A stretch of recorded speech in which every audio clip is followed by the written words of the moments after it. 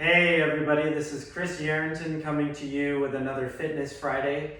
Today we're going to be talking about exercises that you can use with an infinity band. So a band that is completely circular, that typically you'll see people doing leg exercises with, but I'm going to show you that it's more than just leg exercises that you can do. There are multiple options and different ways that you can challenge your body. So the first one that we're going to start off with is going to be just your typical leg exercises.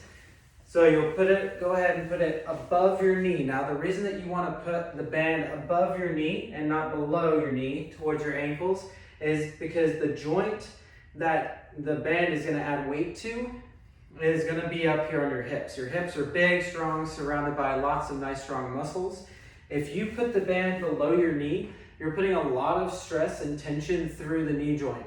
And that's actually going to start to bug your knee, especially if you have sensitive knees. So we want to always put the band above your knee, closer to your hips, rather than below your knee, closer to your ankles. All right? A few exercises that you can do. Just starting off with simple, normal squats, adding the resistance band, pulling your legs in. It forces you to keep your legs actually pushing out the entire time in your squat. Sometimes people have a weak abductor, the muscle on the outside that lifts your legs up. And if that's the case, then it might start, and if you have a strong adductor that brings that is on the inside of your thighs that bring the legs in, it's gonna bend your knees inward. And so in order to counteract that, if you ever notice when you do a squat, your knees are bending in, we wanna try and work on the abductor strength. So what we'll do here is we'll do a squat with the band, and all you're doing here is adding another level of difficulty to your squat, forcing your abductors to work a little bit more than they naturally would when you're doing your squats. All right, same thing can be done for lunges. All right, keep the band where it is, step forward into your lunge, step back into your next lunge. All right, adding a little bit of extra weight to each and every lunge that you do. All right, the next exercise that we can do, we're going to get into a little bit of your glutes. We're going to have regular donkey kicks. All right, kicking out and up, working on that glute strength. We can also do fire hydrants, working on that hip stability. All right, and then if we want to stand back up again, we can also do our standing leg raises. We can also do these laying down on our side. All right, so we can also do laying leg raises. All right, so those are some of the leg exercises. Now, before I go into how we can apply it to the upper body in a resistance fashion, what I'm going to have you do is actually keep it on your feet, on your toes, and you can do curls. If you don't have dumbbells, you can actually keep the band on your feet, keep your legs out in front of you, sit there, and you can do concentration curls. A great way if you don't have dumbbells to use. All right? Next one, you can go ahead and you can put it on your wrists, and we can do outward presses. All right? Keeping our hands shoulder height, just pressing out, really working on that shoulder stability, working on the strength of that deltoid, that rotator cuff, all those surrounding muscles of your rotator cuff, really getting into the shoulder joint there, okay? The other modification of this is we can do this with our hands low, or we can do this with our hands high, adding a little bit of a dynamic nature there, more than we naturally would do.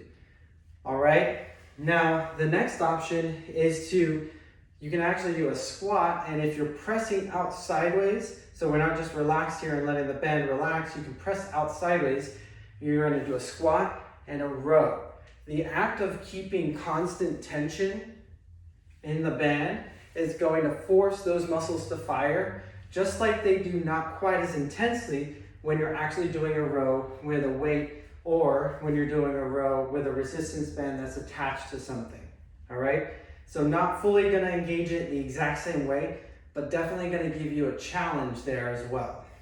All right, the other way that we can use the band is going to be to add, once again, that, that pull in when we have to keep our limbs apart.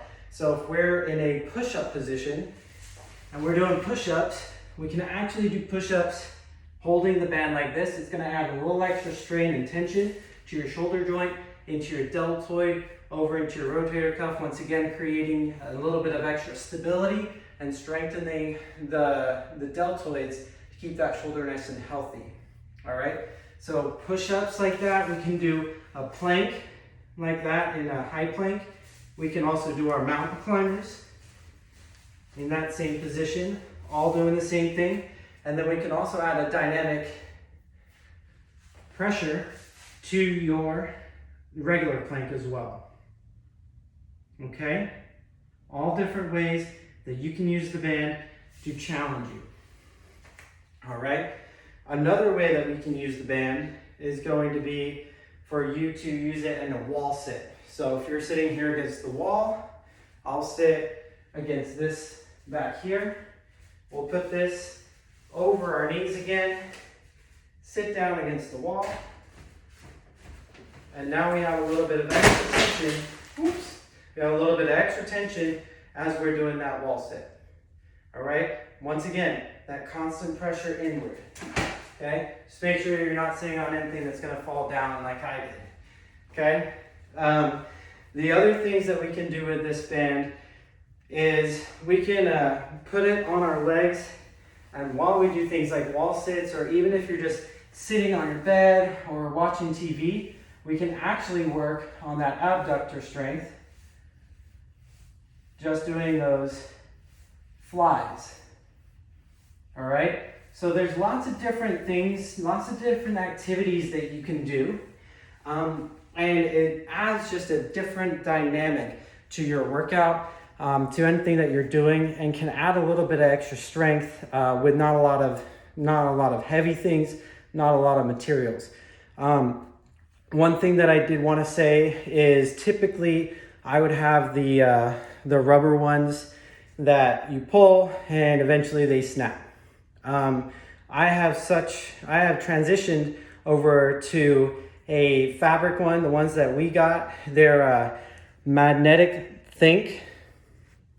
All right, magnetic think. And so far it's been really awesome.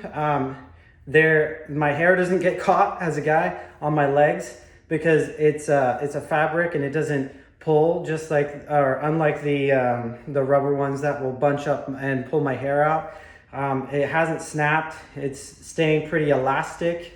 I don't see it getting very much less elastic here. And it's sewn in two different places, right here and right here, right here, right here. These, so it's got sewing along the side, so it's less likely for it to break. So far, not seeing any flaws in it. The only thing that I've come across is that you got to make sure that if they get really sweaty and everything, you're gonna have to wash it, which is a deficit from obviously using the rubber ones. But I think longevity-wise, a lot better for you to use something like this. The Magnetic Link one came with 3 different kinds of bands, and I think that it'd be a really good fit for you if you're looking for your first set of bands. So hopefully all of this helps. Hopefully you have a great rest of your week and a great weekend, and I'll see you on Monday for Mindful Mondays. All right, bye for now.